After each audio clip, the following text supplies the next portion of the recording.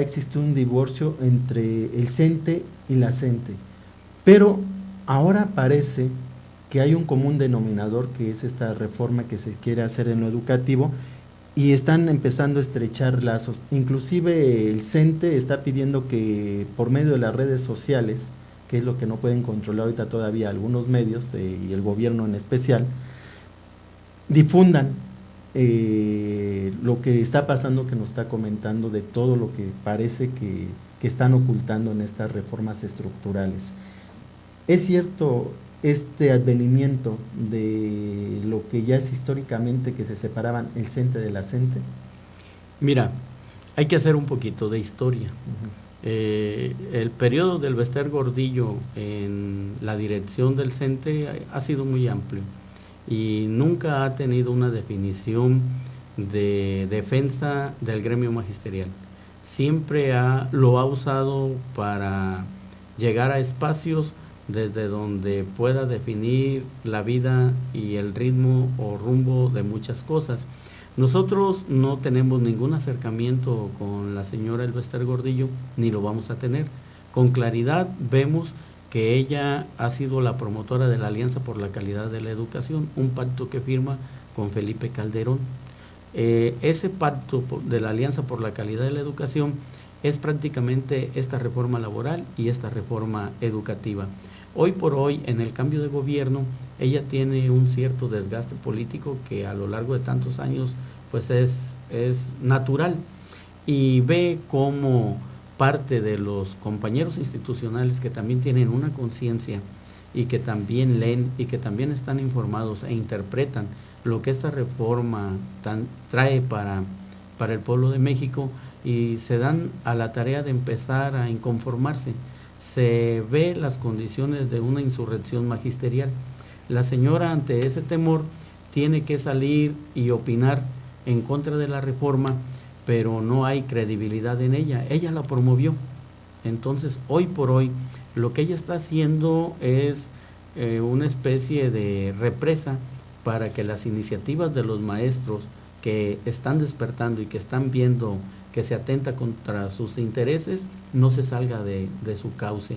No puede incidir en la toma de decisiones de los maestros democráticos, pero sí puede incidir en la toma de los maestros institucionales que hoy por hoy se ven afectados y que hoy por hoy ven que efectivamente la educación pública está a punto de sufrir un gran golpe.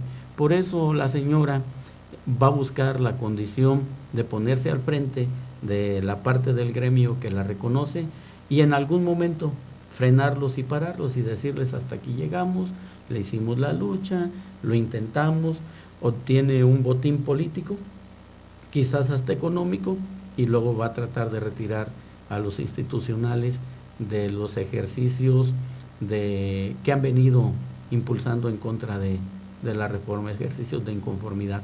Sin embargo, yo quiero pensar que esa situación la señora ya no va a tener condiciones de pararla.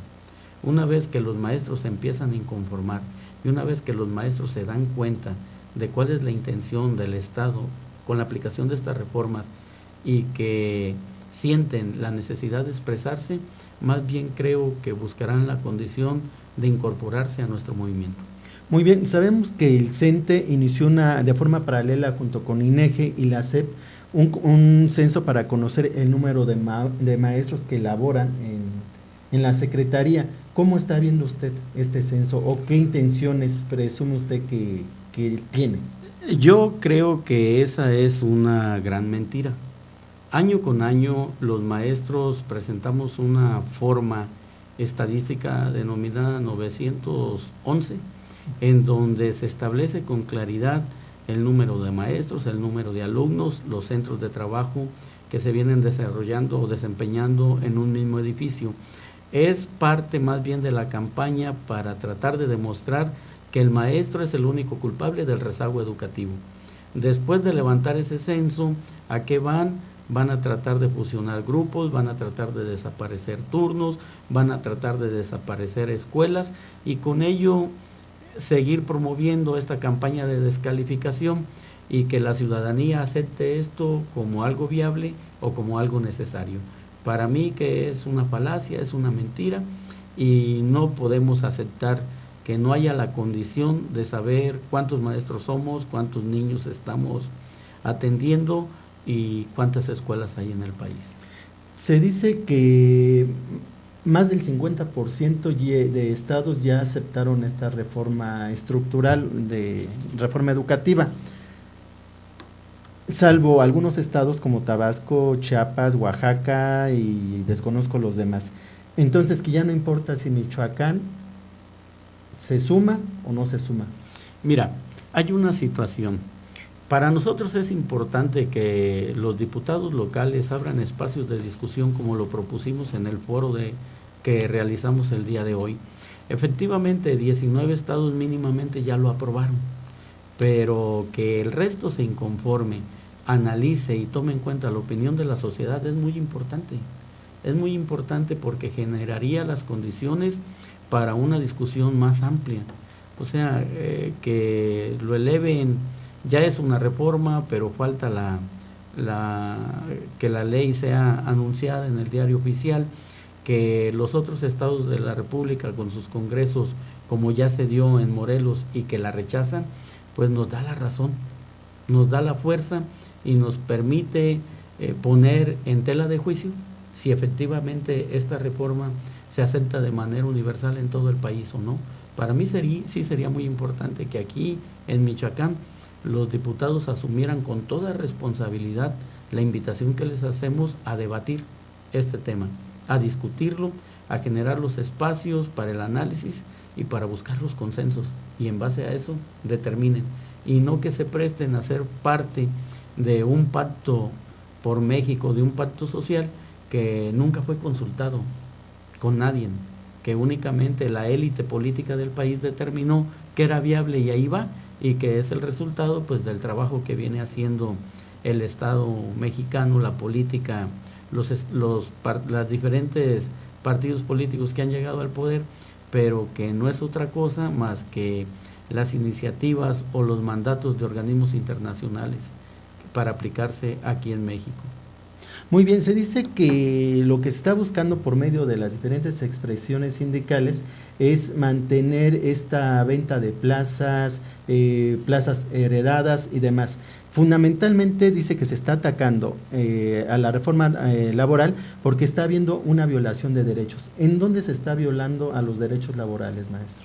Mira, las prácticas de la venta de plazas, de la herencia de plazas, ha existido a lo largo de muchos años y no nada más en el magisterio, es más común en otras instituciones o otras organizaciones sindicales. Nosotros podemos y debemos de responder por nosotros.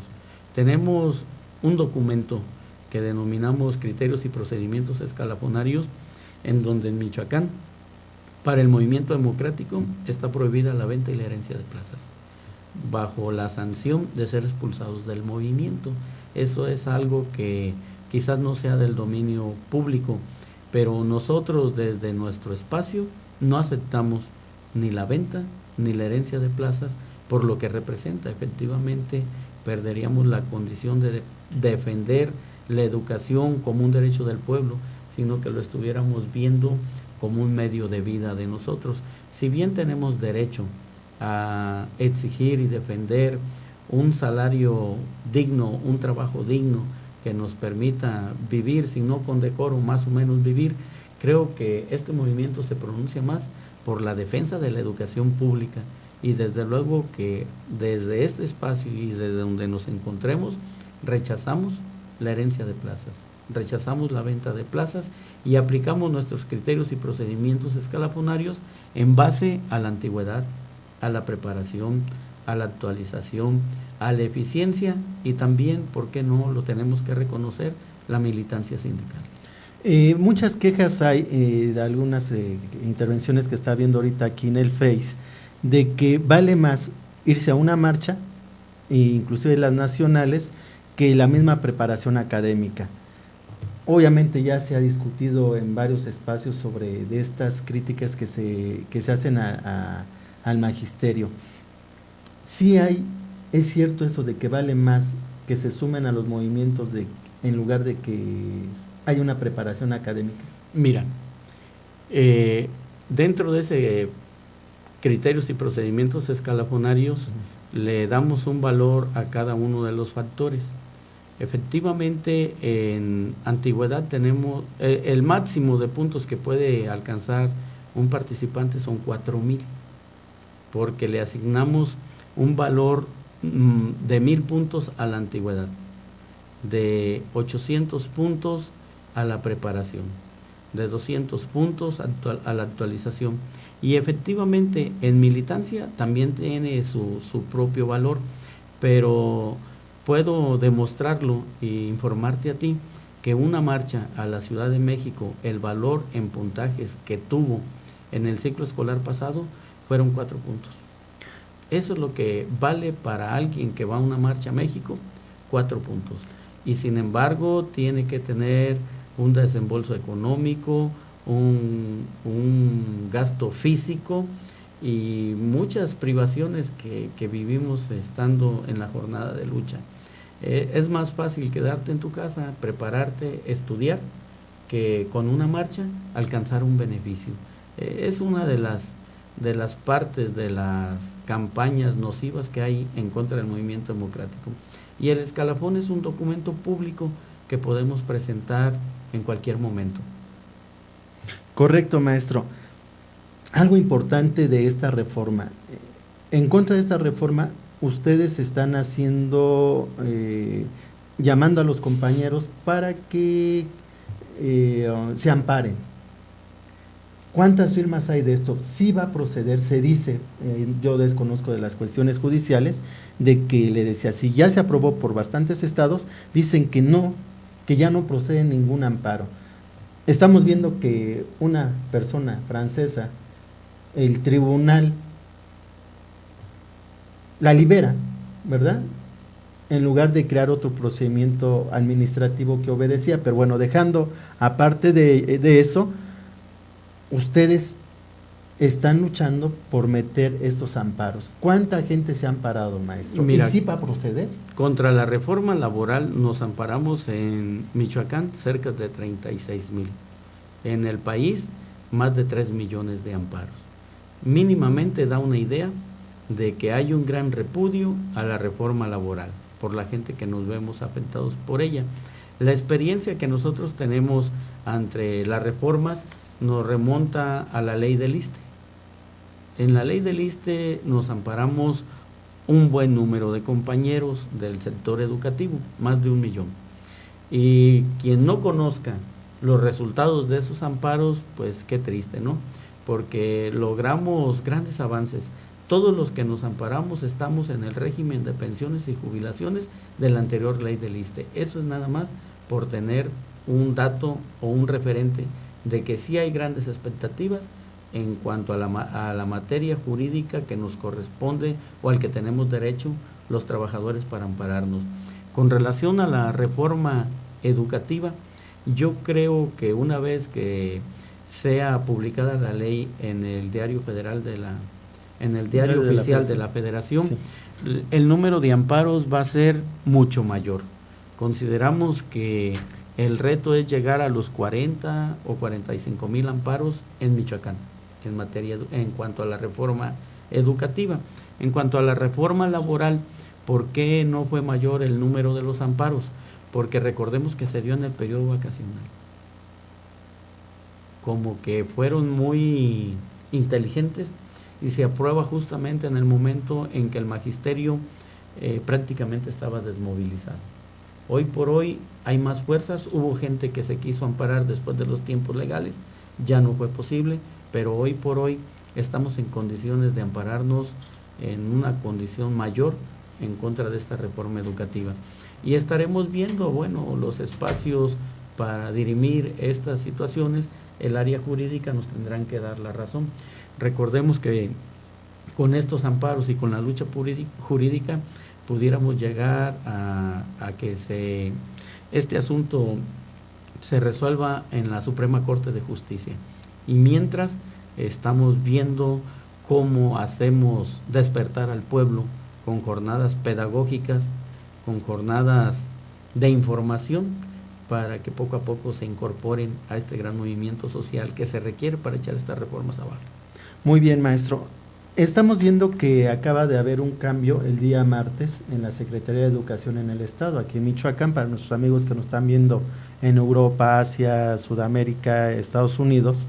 Entonces, acaba de haber un cambio muy importante. Estaba de secretaria de Educación la maestra María de Teresa Herrera Guido, con un desorden ahí muy importante. Subimos en el tweet pues los horarios bancarios que tienen, porque ahora resulta que ustedes van a la secretaría, concretamente a la Subdirección de Educación Especial, y se encuentra encerrada la puerta con un gran anuncio que dice que no se les atenderá sino de 9 a 2 de la tarde. Y te tienes que apuntar, es decir, sacar cita con funcionarios que deberían funcionar y que son servidores públicos, pero más bien se sirven del público. Hacer un llamamiento a las autoridades de la Secretaría para que vean estas personas, y espero que no solamente haya sido un cambio de persona, que fue la maestra Teresa Herrera Guido, que se distinguió por tener unas secretarias totalmente prepotentes y no dar oportunidad a tantas personas preparadas como son los maestros para distintas formas que se le tenían que tratar.